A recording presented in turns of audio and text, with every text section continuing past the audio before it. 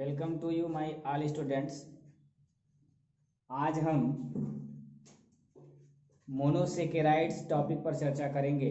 जैसा कि हम कल तक कार्बोहाइड्रेट्स का वर्गीकरण पढ़ रहे थे। अब उस वीडियो के बाद में हमने बताया भी था कि अगले दिन हम मोनोसेकेराइड्स की विस्तृत जानकारी की चर्चा करेंगे। मोनोसेकेराइड्स की विस्तृत जानकारी पर चर्चा करने से पहले एक बार हम आपको वीडियो नंबर 1 का याद दिलाना चाहेंगे। उस वीडियो में हमने आपको बताया था कि मोनोसेकेराइड्स का डिफिनेशन क्या होता है और उसके उदाहरण कितने दिए थे। हमने 3 उदाहरण दिए थे। पहला था ग्लूकोज, दूसरा था फ्रक्टोज और तीसरा था गैलेक्टोज। हम आपको बता दें कि तीनों के फार्मूले थे C6H12O6। आपको वहां समस्या भी थी कि तीनों के फार्मूले सेम हैं, तो फिर हम कैसे जानेंगे कि क्या समस्या या कैसे कैसे किस फार्मूले में क्या अंतर है। ये चीज़ हमने आपको बताई थी। तो शायद हम मोनोसेकेराइड अब विस्तृत रूप में पढ़ने जा रहे हैं, लॉन्ग फॉर्म में पढ़ने जा रहे हैं। तो यहाँ पे ये क्लियर हो जाएगा कि तीनों फार्मूले सेम तो जरूर हैं, लेकिन तीनों में अंतर किस बात का है। चलिए इसको भी हम देख लेते हैं। आज हम मोनोसेकेराइड्स पर विस्तृत चर्चा करने वाले हैं। हमने आपको बताया कि 3 एग्जाम्पल्स हैं मोनोसेकेराइड्स के। मोनोसेकेराइड्स में 3 एग्जाम्पल होते हुए हम पहले फर्स्ट पर चर्चा कर लेते हैं। जो पहला उदाहरण आपका है ग्लूकोज। क्या है ग्लूकोज? इसको हम डेक्सट्रोज भी कहते हैं। डेक्सट्रोज भी कहते हैं। क्यों? क्योंकि ये डेक्स्ट्रो शर्करा होती है। और अभी मैंने कल स्ट्रक्चर्स में आपको पिछली वीडियो में बताया भी है कि अगर कार्बन के 5वें नंबर कार्बन के OH दाहिने तरफ होता था तो D विन्यास उसको कहते थे, और लेफ्ट साइड पर होता था उसे हम यल कहते थे। और D का मतलब डेक्स्ट्रो और यल का मतलब लिवोलोज भी हमने आपको बताया था। तो आपको पता है कि यहाँ पे जो ग्लूकोज होता है वो D पॉजिटिव होता है, मतलब इसमें D विन्यास पाया जाता है ग्लूकोज के स्ट्रक्चर में। शायद इसी नाते ग्लूकोज को हम डेक्स्ट्रोज भी कह रहे हैं। अब हम बात कर लेते हैं कि वास्तव में ग्लूकोज क्या है। वास्तव में ग्लूकोज क्या है, कहाँ पाया जाता है, इसकी प्रॉपर्टी क्या है, इन सब बातों पे हम चर्चा कर लेते हैं। अभी तक तो हमने सिर्फ ये जान लिया था कि मोनोसेकेराइड्स का एक उदाहरण है ग्लूकोज, लेकिन आज हमें जानना है कि ग्लूकोज का विस्तार रूप क्या है। आपको हम बता दें कि सबसे पहली भाषा आपको कहनी होगी कि ग्लूकोज सबसे प्रमुख मोनोसेकेराइड है। फिर से सुनिएगा, ग्लूकोज सबसे प्रमुख मोनोसेकेराइड है। यानी मोनोसेकेराइड्स के जितने भी उदाहरण हैं उन सब में ग्लूकोज सबसे प्रमुख है। सबसे मेन एग्जाम्पल्स मोनोसेकेराइड का कौन है? ग्लूकोज। अगर आगे की हम बात करें, जिसका अणुसूत्र आप देख ही पा रहे होंगे, अणुसूत्र इसका होता है C6H12O6। यानी सबसे पहले आपको कहना होगा कि ग्लूकोज प्रमुख मोनोसेकेराइड्स अणु है जिसका अणुसूत्र C6H12O6 है।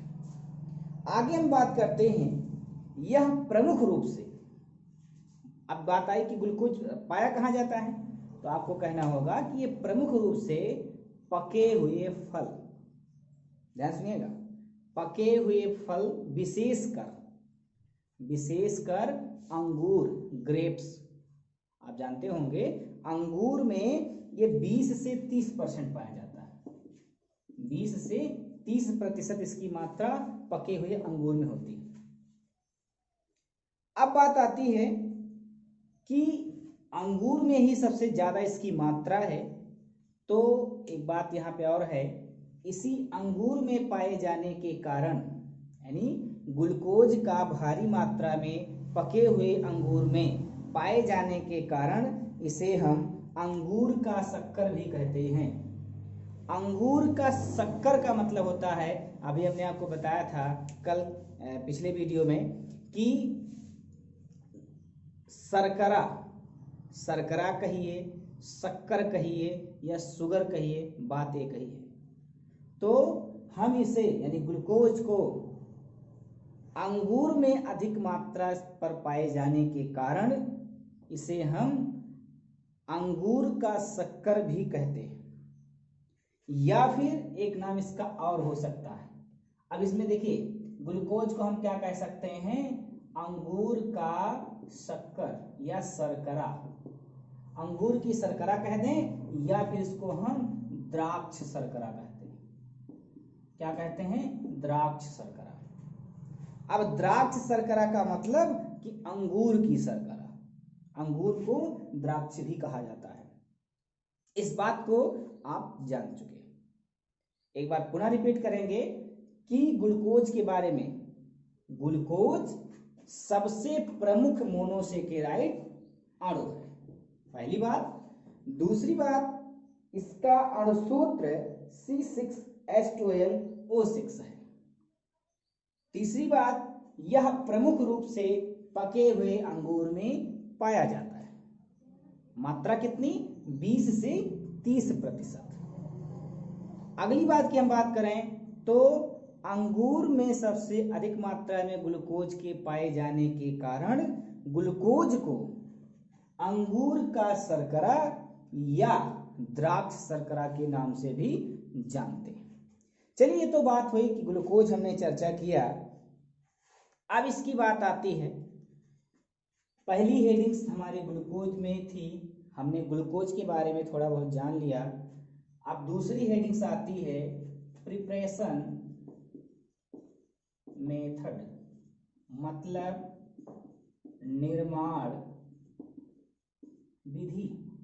एक चीज और आपको हम बता दें, एनसीईआरटी भाषा कहती है इसी को विरचन। क्या कहती है, विरचन। चाहे उसको प्रिपरेशन कहिए, चाहे निर्माण कहिए, चाहे विरचन कहिए, बात एक ही है। आप बहुत सावधानी पूर्वक समझते चलिए। आप मोनोसेकेराइड्स जानते हैं, मोनोसेकेराइड्स के 3 उदाहरण भी जानते हैं। ग्लूकोज उसका पहला उदाहरण है, हमने आपको भी कह दिया कि सबसे प्रमुख मोनोसेकेराइड्स अणु है। इसके बारे में हमने ग्लूकोज के बारे में चर्चा भी कर लिया। अब हम ग्लूकोज के प्रिपरेशन मेथड को पढ़ने जा रहे हैं, ना कि मोनोसेकेराइड्स के। आपको हम बता दें कि यहाँ मोनोसेकेराइड्स हमने समझा और 3 एग्जाम्पल दिया। उन 3 एग्जाम्पलों में से पहला हम पढ़ रहे हैं ग्लूकोज। अभी हमने ग्लूकोज के बारे में चर्चा की, उसके बारे में आपको बताया। अब हम ग्लूकोज का प्रिपरेशन मेथड समझेंगे। प्रिपरेशन मेथड का मतलब निर्माण विधि। अब निर्माण विधि क्या है, अगर निर्माण आप नहीं समझ पा रहे हैं तो आप समझ लीजिए कि हम ग्लूकोज को कैसे बनाएंगे, उसके बनाने की जो विधि है उसी को हम निर्माण विधि कह रहे हैं या विरचन कह रहे हैं। पहली विधि आप जानते हैं, पहली विधि आप जानते हैं। अब कैसे जानते हैं, आपको हम पीछे वाले वीडियो में ले जाएंगे। उस वीडियो में हमने एक जगह डाइसेकेराइड पढ़ा था। क्या पढ़ा था, डाइसेकेराइड पढ़ा था। और डाइसेकेराइड्स में 3 उदाहरण थे, सुक्रोज, लैक्टोज और galactose. Sorry, sucrose, maltose, galactose, sorry lactose. ये 3 एग्जांपल्स थे और उसका सूत्र था C12H22O11। यहां पर उसमें आपको एक चीज और हम बताए होंगे कि जब हम ग्लूकोज का जल अपघटन कराते हैं तो वो 2 अणुओं में टूट जाता है, जिसमें से एक अणु फ्रक्टोज का होता है, एक ग्लूकोज का होता है। ये चीज मैं आपको बता दिया था। अब यहाँ पे सुक्रोज लिखा गया है, C12H22O11। ये आपके शुगर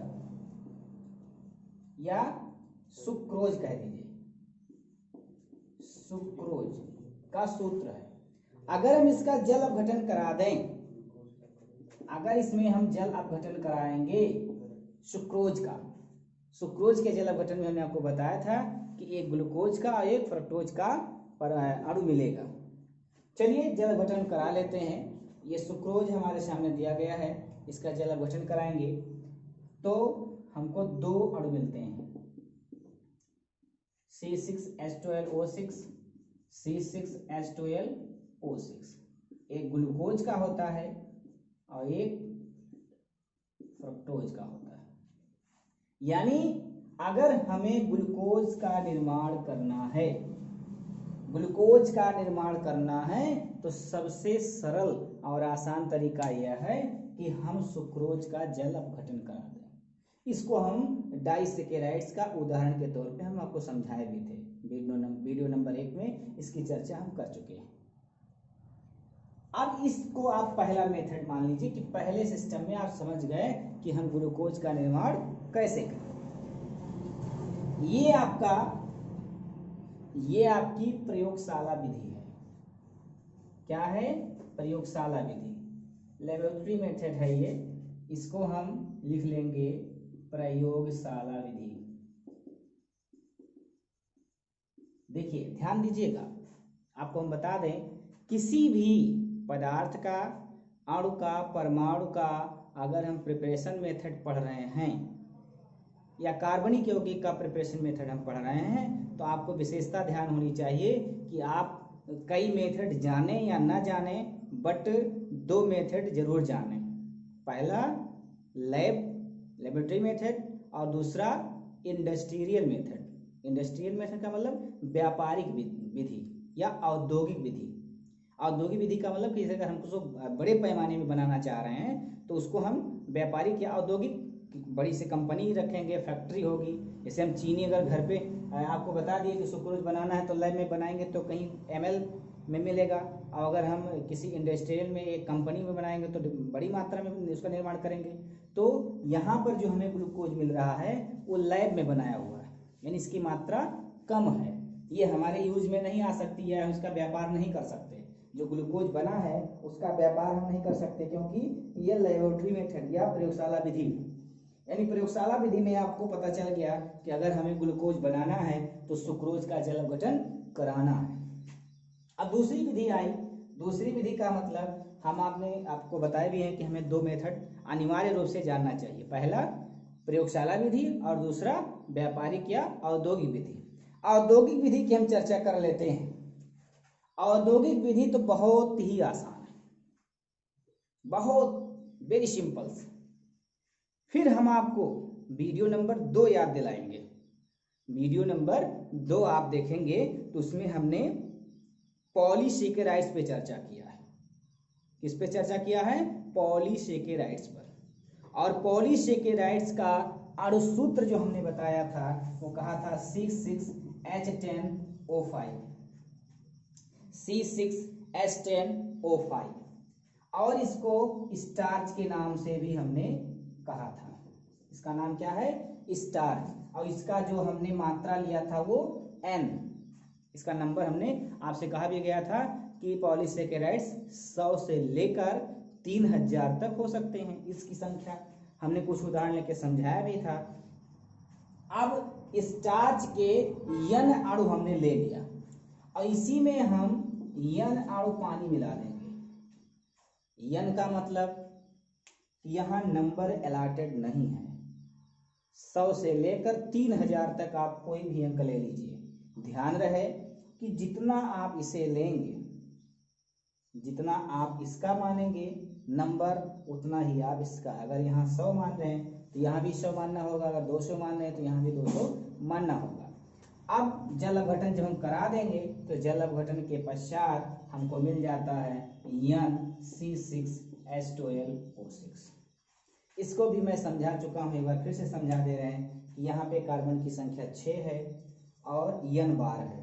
ये भी आप देख पा रहे होंगे, कार्बन की संख्या 6 है और N बार है, यानी C6N बार है। तो देखिए 6 यहाँ N बार है।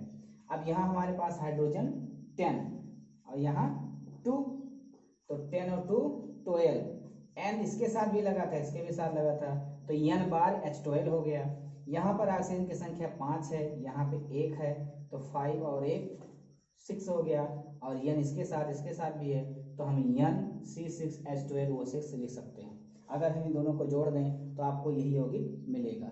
आपको ध्यान रहे कि चाहे आप इसका 100 लें, 200 लें, 1000 लें, 2000 लें, 3000 तक नंबर आप मानेंगे, ये स्टार्च के अणु होंगे। किसके? स्टार्च के होंगे। और ये जल होगा।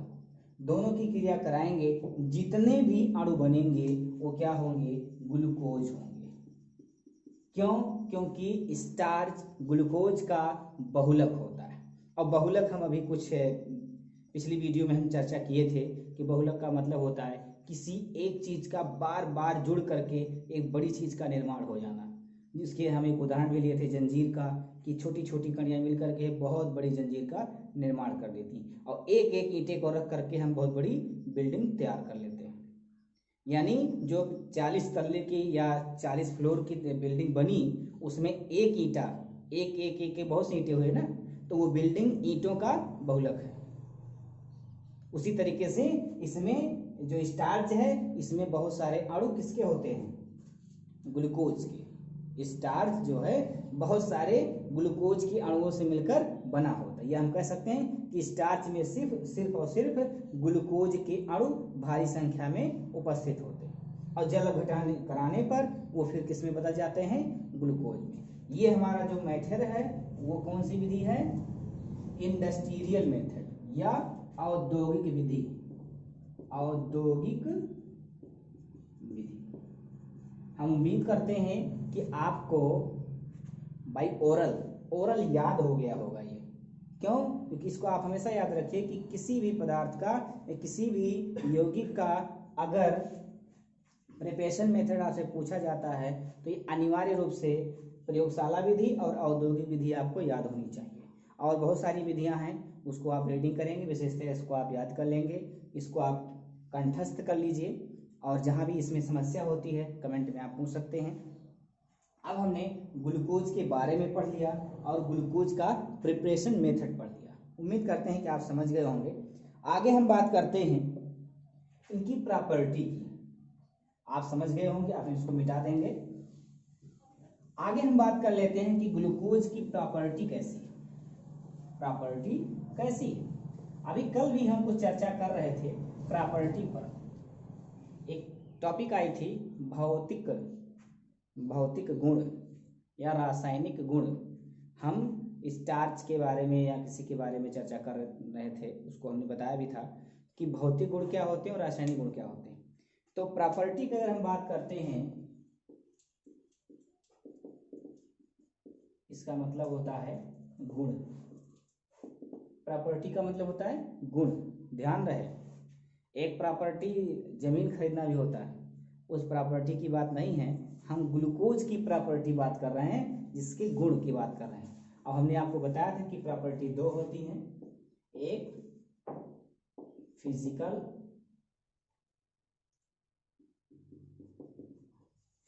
प्रॉपर्टी और दूसरा केमिकल प्रॉपर्टी, जिसे हम इसको कहते हैं भौतिक गुण और इसे रासायनिक गुण। दो गुण होते हैं। जब हमने चर्चा किया था तो हमने ये भी कहा था कि भौतिक गुण क्या होते हैं और रासायनिक गुण क्या होते हैं। भौतिक गुण में हमने आपको बताया था कि कोई ब्लैक मैन अगर अपने गुणों को बदलना चाहता है, या ब्लैक मैन का उदाहरण ना लेकर के हम छोटा सा उदाहरण ले लें कि आप दो मित्र हैं। आपका जो सबसे प्यारा मित्र होगा, मैं आपके पास पहुंचा और आपसे पूछा कि आपका मित्र का बाहरी गुण क्या है या आपका मित्र कैसा है, तो आप ही तो कहेंगे कि हमारा मित्र बहुत तेज है पढ़ने में, बहुत अच्छे रेड शर्ट ज़्यादा पहनता है, लंबी हाइट का है, गोरा है, ऐसा है वैसा है। जो बाहर से आपने उसको देखा है, जाना है, परखा है, उसी को तो आप बताएंगे कि हमारा मित्र ऐसा है, या हमारे सर ऐसे हैं, ऐसे इनकी स्टाइल पढ़ाने की है, चलने की स्टाइल ये है, हर बात में ये यूज करते हैं। ऐसे कमेंट्स आप बताएंगे कि हाँ ये ऐसा करते हैं वैसा करते हैं, उनके बोलने की स्टाइल ये है, ऐसी ऐसी। ये आप जो बताएंगे वो ऊपर की बात बताएंगे, आंतरिक नहीं। क्यों? क्योंकि आंतरिक से आप परिचित नहीं हैं। जो उसकी बाहरी जैसे रहना, खाना, पीना, बोलना, पहनना, उनके कपड़े का जो है रंग, हाव भाव, स्वभाव, ये सब आप बता पाएंगे किसी के बारे में। तो ठीक उसी प्रकार से पदार्थों का भी दो तरीका होता है कि हम उसको बाहर से किस तरीके से देख पाते हैं और उसका आंतरिक तरीका क्या है। ये दो तरीके होते हैं। हमने ये भी आपको बता दिया था कि अगर हम पाउडर लगा लें और गोरे दिखाई दें कुछ पल के लिए तो वो हमारा भौतिक परिवर्तन है। क्यों? क्योंकि हमने पाउडर लगाया और सफ़ेद हो गए। और उसी चीज़ को अगर हम केमिकल चेंज करना चाह रहे हैं तो केमिकल चेंज का मतलब कि हम चाहे अपने चमड़े की सर्जरी करा लें या कोई ऐसे केमिकल का इस्तेमाल कर लें कि हमारा चमड़ा हमेशा के लिए गोरा हो जाए या ख़राब हो जाए। तो आगे हम बात कर लेते हैं कि इसकी फिजिकल प्रॉपर्टी क्या है, यानी ग्लूकोज की फिजिकल प्रॉपर्टी क्या है, बाहर से हम इसको कैसे जानते हैं, उसका स्वाद क्या होता है, रंग क्या होता है, ये सब बातों पे हम चर्चा करते हैं।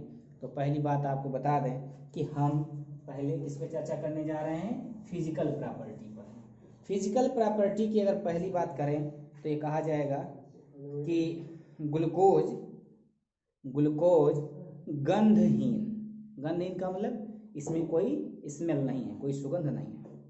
स्वाद में मीठा, क्यों? क्योंकि ये शर्करा है। स्वाद में मीठा तथा सफेद रंग का क्रिस्टलीय ठोस होता है। फिर से सुनिएगा, ग्लूकोज गंधहीन और स्वाद में मीठा तथा सफेद रंग का क्रिस्टलीय ठोस होता है, पहली पॉइंट। दूसरी बात, इसका गलनांक 90 डिग्री सेल्सियस, 90 डिग्री सेल्सियस होता है। इसका गलनांक 90 डिग्री सेल्सियस होता है।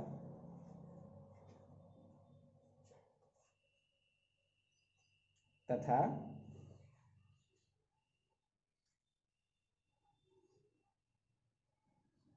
निर्जल ग्लूकोज का गलनांक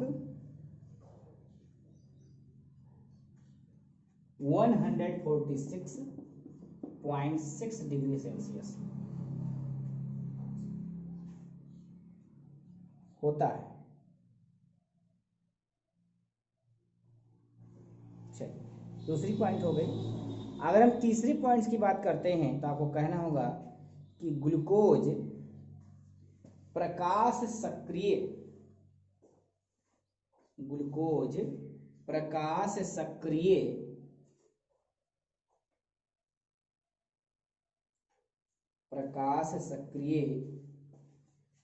दक्षिणा आवर्त घूर्णक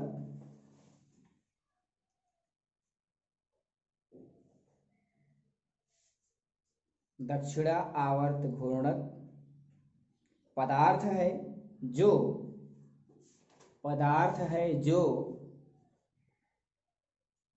प्रकाश के ध्रुवण तल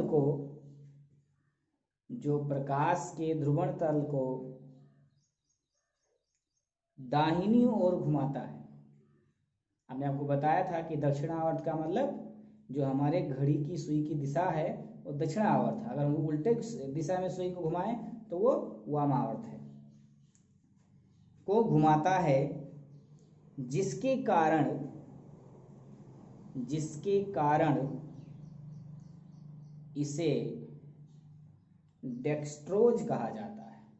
ध्यान दीजिएगा, अभी कल हमने डी और एल विन्यास बताते समय समझाया था कि 5वें नंबर कार्बन पर उपस्थित OH दाहिनी तरफ मतलब दक्षिणा आवर्त अगर था तो वो डेक्स्ट्रो था, और अगर लेफ्ट में था, वामावर्त में था तो लिवोज था, यानी एल विन्यास था, और अगर दाहिनी तरफ था तो वो डी विन्यास था।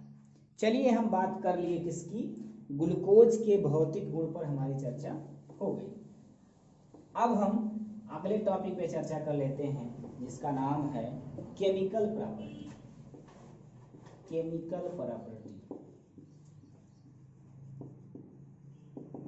यानी रासायनिक गुण के बारे में हम बात कर लेते हैं। अब रासायनिक गुण, जाहिर सी बात है कि उसमें अभिक्रियाएं होंगी, अणुओं के संगठन पे चर्चा होगा, उनके गुणों पे चर्चा होगा, उनके स्ट्रक्चर पे चर्चा होगी, ये केमिकल प्रॉपर्टी होती है। क्यों? क्योंकि केमिकल प्रॉपर्टी में किसी भी पदार्थ का गुणधर्म, संरचना, अणु संगठन, सारी चीज़ें बदल जाती हैं। तो आपको बता दें कि रासायनिक गुणों के आधार पर हमारे हम ये कह सकते हैं कि हम ग्लूकोज के रासायनिक गुण को दो अभिक्रियाओं से समझ सकते हैं। और कौन कौन सी अभिक्रियाएं हैं? फर्स्ट है कि जो हमारे ग्लूकोज में उपस्थित OH समूह है उसके आधार पर, OH समूह के आधार पर, क्योंकि कल जब मैं ग्लूकोज का स्ट्रक्चर बना रहा था D और L विन्यास पर, तो हमने आपको बताया था कि उसमें OH समूह बहुत सारे थे, दाहिने साइड में भी थे, बाएं साइड में भी थे। यानी OH समूह के आधार पर हम इसको समझ सकते हैं।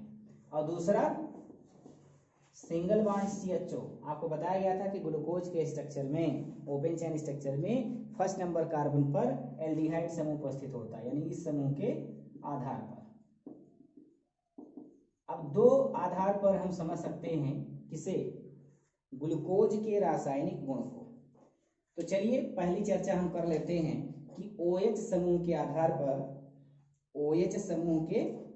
पर कौन कौन सी अभिक्रियाएं हैं जिससे हम रासायनिक गुण को समझ सकते हैं। जिसमें पहली अभिक्रिया हम कराएंगे, पहली अभिक्रिया अगर हम बात करते हैं तो एसिटिलीकरण कर देते हैं। चलिए इसकी हम बात कर लेते हैं कि स्ट्रक्चर कैसा था। CHO और CH2OH, हमने बताया था कि बीच में आपको 4 लाइन खींच देनी है। ध्यान रहे 5वें नंबर का कार्बन OH दाहिने तरफ होना चाहिए, इस तरीके से। ये स्ट्रक्चर हमारे ग्लूकोज का बन जाता है। इस पर हम कुछ क्रिया करा देते हैं। इसमें हम मिला देंगे 5 परमाणु किसके? CH3COCl। अगर हम 5 इसके मिला देते हैं तो क्या बनने की संभावना है, ये मैं आपको बताता हूं। कैसे बनेंगे इसको आप ऐसे नहीं समझ सकते। रिएक्शन को शार्ट में लिखना मूर्खता होती है। हमने 5 अणु लिए हैं किसके? CH3COCl। अगर हम इसकी क्रिया कराते हैं तो हम एक चीज स्पष्ट देख पा रहे होंगे, कि हम पढ़ रहे हैं OH समूह के आधार पर अभिक्रिया, उसके आधार पर हम केमिकल प्रॉपर्टी को समझने की कोशिश कर रहे हैं। तो उस केमिकल प्रॉपर्टी को समझते समझते हम क्या करते हैं कि चलिए सभी OH को हम एक साइड में कर लेते हैं। सभी OH समूहों को हम एक साइड पे कर लेंगे तो हमारे समझने में आसानी होगी। अब आप देख रहे हैं कि हमारे ग्लूकोज में कितने OH समूह हैं। आपके मन में बात चली होगी CH3COCl हमने 5 ही क्यों लिया? 5 इस नाते लिया कि हमारा जो ग्लूकोज है इसमें 5 OH हैं। देखिए ध्यान से, 1 2 3 4 5 OH समूह हमारे ग्लूकोज में उपस्थित हैं। तो हमें पता है कि ये 5 H हैं हमारे पास। देखिए ध्यान से, ये एक पॉजिटिव चार्ज रखने वाला प्रोटॉन है। ये पांचों यहां पर इस Cl से क्रिया कर लेते हैं, और यहां पर Cl की संख्या कितनी है? आप देख रहे होंगे कि 1 है। नहीं, 1 की संख्या यहां नहीं है, आगे 5 लग जाने का मतलब कि ये पूरी चीज 5 बार है। चाहे हम 5 बार लिखें या आगे 5 लगा रहे हैं। तो 1 H, 1 Cl से क्रिया किया, 1 HCl बना, फिर 2 बना, 3 बना, यानी 5 H और 5 Cl मिलकर के 5 HCl बाहर कर देते हैं। क्या बाहर करे? 5 HCl। अब ध्यान दीजिए, अगर हम यहां से ये से निकाल दिए तो बचा क्या? CHO, CH2 यहां से गया, सॉरी CH2 का H जा चुका है, यहां बचा है O। 4 लाइन खींच दीजिए। इस साइड पे सारे के सारे हाइड्रोजन होंगे, इस साइड पे OH था लेकिन उसमें से H जा चुका है, सिर्फ O यानी ऑक्सीजन बचे हुए हैं। चलिए O लिख लेते हैं। इसमें जो चीज बची थी उसको हमने लिख लिया। यहां पर क्या बचा हुआ, CH3CO, CH3CO और CO में से यानी यहां से ऑक्सीजन की एक वैलेंसी खाली हुई। क्यों? क्योंकि यहां से क्लोरीन जा चुकी है। अब क्लोरीन के चले जाने के कारण यहाँ वैलेंसी खाली हुई और एक वैलेंसी हमारी इस ऑक्सीजन की भी खाली है ना यहाँ पे। तो अगर खाली है तो इसी को यूं ला करके यहाँ जोड़ देते हैं, OCCH3 OC, या इससे ज्यादा बेटर होगा कि कार्बन की वैलेंसी यहाँ 4 पूरी नहीं हो पा रही है तो हम इसको ऐसा कर लेते हैं, COOCH3 COOCH3 COOCH3 COOCH3 और यहाँ भी COOCH3। ये चीज आपकी समझ में आ रही होगी। एक चीज हम कहीं पढ़े रहे होंगे, RCOOR, एसिड एनहाइड्राइड का सूत्र था, ये एस्टर का था ये, एसिड एनहाइड्राइड का ना होकर के एस्टर का सूत्र था। एस्टर का जब हम IUPAC नाम लिखते हैं तो उसमें OH जोड़ते हैं। तो चलिए, और साधारण नाम में एसीटेट जोड़ते हैं, एसीटेट। हम चर्चा कर लेते हैं कि ये इतना जो था हमारा, ये ग्लूकोज था, तो क्या हो गया, ग्लूकोज। और कोई नए 5 अणु हमारे पास आए हैं, देखिए 1 2 3 4 5। केमिस्ट्री गिनती में 5 को हम पेंटा कहते हैं। क्या कहते हैं? पेंटा। और ये लोग क्या हैं? एसीटेट हैं, एसीटेट। इसका नाम क्या हो गया? ग्लूकोज पेंटा एसीटेट। यानी आपको एक चीज स्पष्ट हो गई कि जब ग्लूकोज की क्रिया हम CH3COCl से कराएंगे तो उसमें से, इस रिएक्शन को लिखने के बाद आप डिफिनेशन स्वयं बना सकते हैं। आपको कहना होगा कि जब हम ग्लूकोज की क्रिया 5 अणु CH3COCl के साथ क्रिया कराएंगे तो 5 HCl के अणु बाहर होंगे और ग्लूकोज पेंटाएसीटेट का निर्माण होगा। यानी ग्लूकोज के केमिकल प्रॉपर्टी में पहला समूह हम पढ़ रहे थे कि OH के कारण क्रिया। तो आप देख पा रहे होंगे कि इसमें OH वाला ही भाग ले रहा है, H ने नहीं भाग लिया, केवल OH वाला ही सब क्रिया में भाग लिया। इस नाते ये OH के आधार पर, ये पहला था।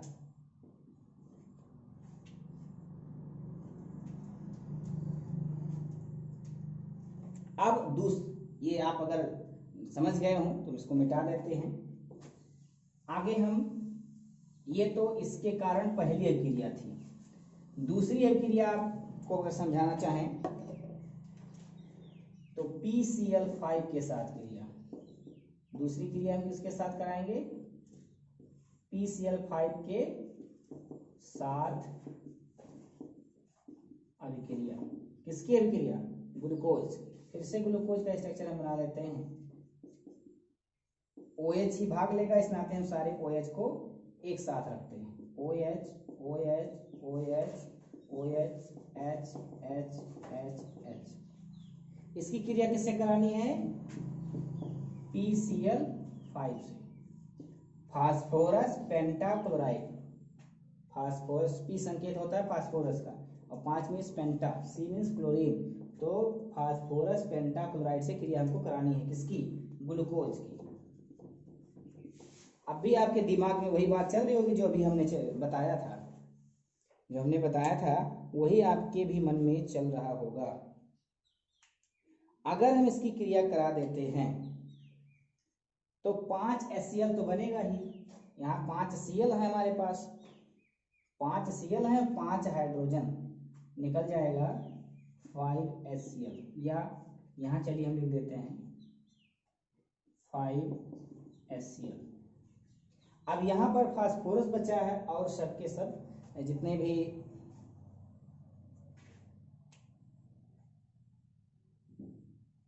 अब इसमें एक चेंजिंग हम करेंगे कि इसके 5 अणु ले लेते हैं। इसके फास्फोरस पेंटाक्लोराइड के 5 अणु ले लेते हैं, तो 25 क्लोरीन हमारे पास हो गई। कितना हो गया?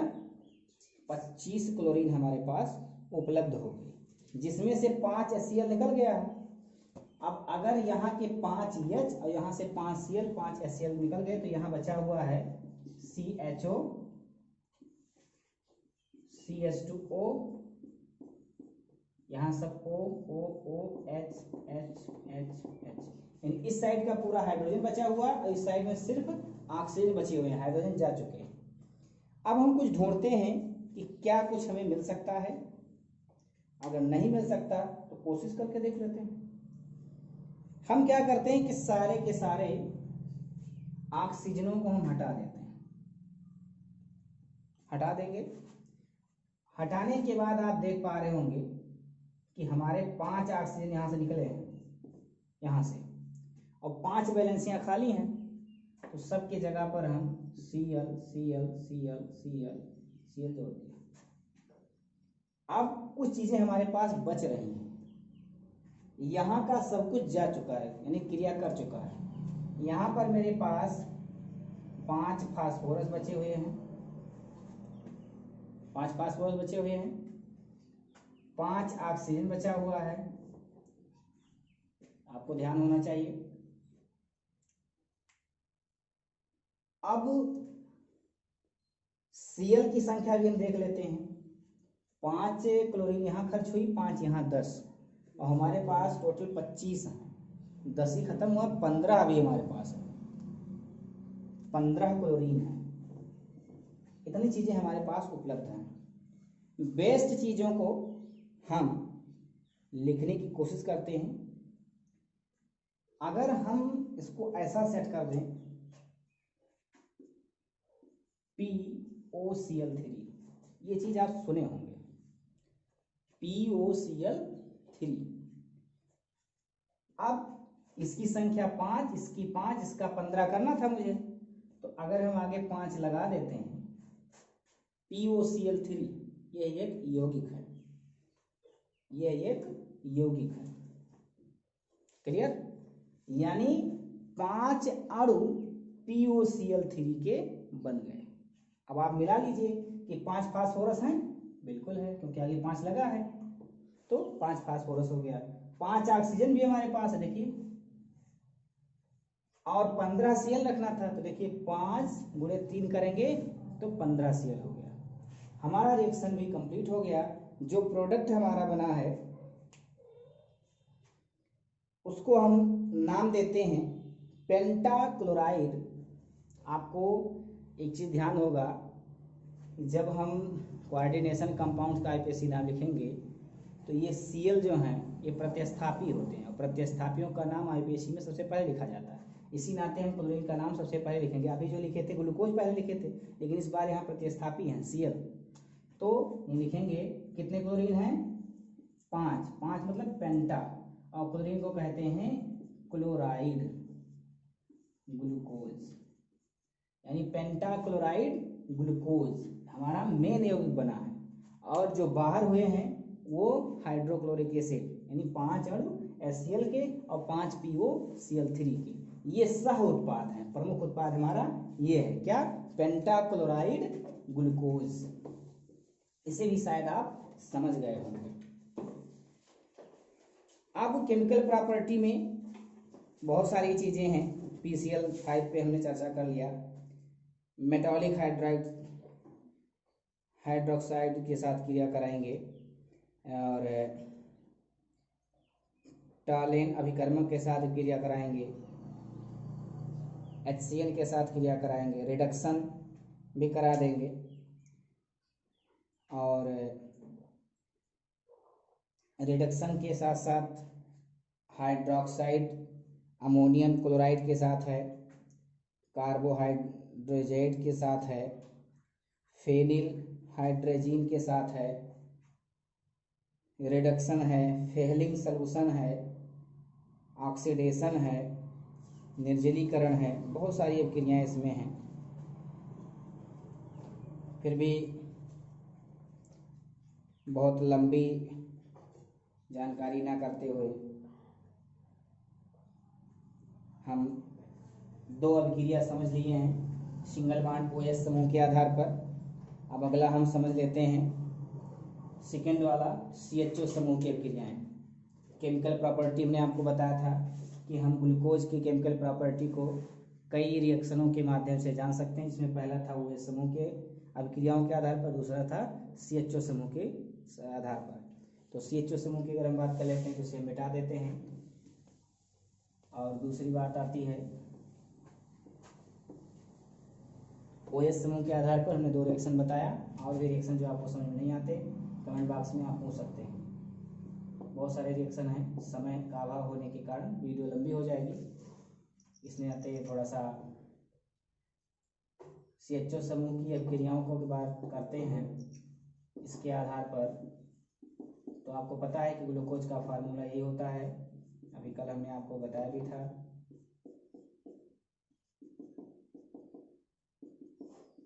इसको अगर हम देखते हैं, अब आपको दिखाई दे रहा होगा एकदम स्पष्ट कि यह हमारा ग्लूकोज है, और ग्लूकोज में एल्डिहाइड समूह कहाँ पर है? एल्डिहाइड समूह हमारा यहाँ है। इसी को हम अगर विस्तार पूर्वक लिखना चाहें तो शायद ऐसा लिख सकते हैं, यही लिख सकते हैं। और इसमें CHO समूह के आधार पर एक बहुत आसान रिएक्शन मैं आपको बता रहा हूँ, जो हम बताने जा रहे हैं वो होगा रिडक्शन। रिडक्शन का मतलब होता है कि ऑक्सीजन का ह्रास और हाइड्रोजन की वृद्धि, अर्थात इसमें हमें हाइड्रोजन जोड़ना है, ऑक्सीजन को बाहर करना है। कौन से समूह का? एल्डिहाइड समूह के ऑक्सीजन को हमें हटाना है और वहाँ पे हाइड्रोजन जोड़ना है। तो आपसे हम अगर पूछें यहाँ कितना हाइड्रोजन अगर आप जोड़ दें तो ऑक्सीजन विस्थापित हो जाएगा और आपका समूह बन जाएगा। तो हम बात कर लें अगर हम इसको विस्थापित करते हैं तो विस्थापित करने के लिए हमें H2O मिला देते हैं, या इसका बॉन्ड कम कर देते हैं। चलिए 2 हाइड्रोजन ले लेते हैं हम, 2 हाइड्रोजन लेंगे, उपस्थिति दिखाएंगे H2O की या NaHg किसी धातु का भी, NaHg H2O। इसके उपरांत हमें जो प्राप्त होता है यहाँ का एल्कोहलिक समूह हो जाता है। ये उपस्थिति केवल दर्ज कराएंगे। आपको एक परिभाषा में याद भी होगा कि ऑक्सीजन का जुड़ना और हाइड्रोजन का निकलना ऑक्सीकरण कहलाता है। ये बहुत सरल भाषा है, इंटर लेवल पे ऐसी परिभाषा नहीं है। फिलहाल उसको जब हम 11th के चैप्टर में पढ़ाएंगे तो आप बताएंगे, लेकिन नॉर्मल वे में अगर हम परिभाषा में बात करें तो आपको ये कहना होगा कि ऑक्सीजन का जुड़ना और हाइड्रोजन का निकलना ऑक्सीकरण है। हाइड्रोजन का जुड़ना और ऑक्सीजन का निकलना ये रिडक्शन या अपचयन होता है। तो फिलहाल आप देख पा रहे होंगे कि हमने 2 हाइड्रोजन लिया और 2 हाइड्रोजन लेने के बाद इसका बॉन्ड टूट जाता है, बॉन्ड टूट जाता है। और बॉन्ड टूटने के बाद हमें क्या पता चला कि जब बॉन्ड टूटेगा तो एक हाइड्रोजन जाके यहाँ जुड़ जाएगा, तो ये हो गया OH। अब बॉन्ड टूटने पर कार्बन की वैलेंसी खाली हो चुकी है, तो एक वाली वैलेंसी पे यहाँ भी एक हाइड्रोजन बचा हुआ है। अब क्या हो गया? 2 हाइड्रोजन हो गए, यानी CH2 और OH। ठीक है, ये रिएक्शन में होगा। अब आपको ये मिल गया CH2OH, बीच में जैसा था वैसा ही है, खाली चेंज हुआ है तो आपका एल्डिहाइड समूह बदल गया। देखिए अब दोनों समूह पर एल्कोहलिक समूह हो गया। एक आपको शायद समझ में भी आ गया होगा। अगर हम और भी क्रिया कराएंगे इसका तो और भी चीज़ें बनते हैं, लेकिन सबसे आसान उदाहरण आपका यही है कि आप इस ग्लूकोज का रिडक्शन करा दीजिए, यानी 2 हाइड्रोजन से क्रिया करा दीजिए, जिससे एल्डिहाइड समूह समाप्त हो जाएगा और दोनों एल्कोहलिक समूह प्राप्त हो जाएंगे। इसे भी उम्मीद करते हैं कि आप समझ चुके होंगे, इसको नोट कर लें आप। अगर हम अब आगे की चर्चा करेंगे तो ग्लूकोज के प्रॉपर्टी में फिजिकल प्रॉपर्टी और केमिकल प्रॉपर्टी, ये 2 चीज़ हम पढ़ चुके हैं। फिर भी मैं एक बार फिर से कह रहा हूँ कि फिजिकल प्रॉपर्टी और केमिकल प्रॉपर्टी में बहुत से उदाहरण हैं, बहुत से रिएक्शन हैं, HCN के साथ है, बहुत से परमाणु यौगिकों के साथ रिएक्शन दिया गया है, लेकिन वीडियो बड़ी हो जाने के कारण आपको 2 हमने वो बताया है कि जो आप कंठस्थ कर सकते हैं, आप आसानी से पढ़ सकते हैं। अब आगे हम जब भी अगले वीडियो की बात करेंगे तो स्ट्रक्चर ऑफ ग्लूकोज, ध्यान से आप नोट कर लीजिए। अगली वीडियो में हम जो पढ़ाई करेंगे वो होगा स्ट्रक्चर ऑफ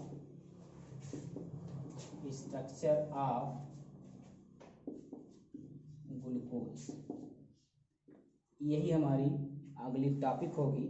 हाँ, आप अपनी बुक के माध्यम से जो केमिकल और फिजिकल प्रॉपर्टी हमने बताए हैं उसमें अगर कोई ऐसा भी रिएक्शंस है जो आपके समझ में नहीं आ रहा है, उसे आप हमसे पूर्णतया पूछ सकते हैं कमेंट में। वीडियो बड़ी होने की वजह से आपको मेन जो था उसको हमने बता दिया, जिसे आप आसानी से समझ सकते थे। अब अगले दिन की वीडियो के लिए आप प्रिपरेशन करते रहिएगा स्ट्रक्चर ऑफ ग्लूकोज। अगली वीडियो में हम फिर इस पर चर्चा करेंगे। तब तक के लिए धन्यवाद।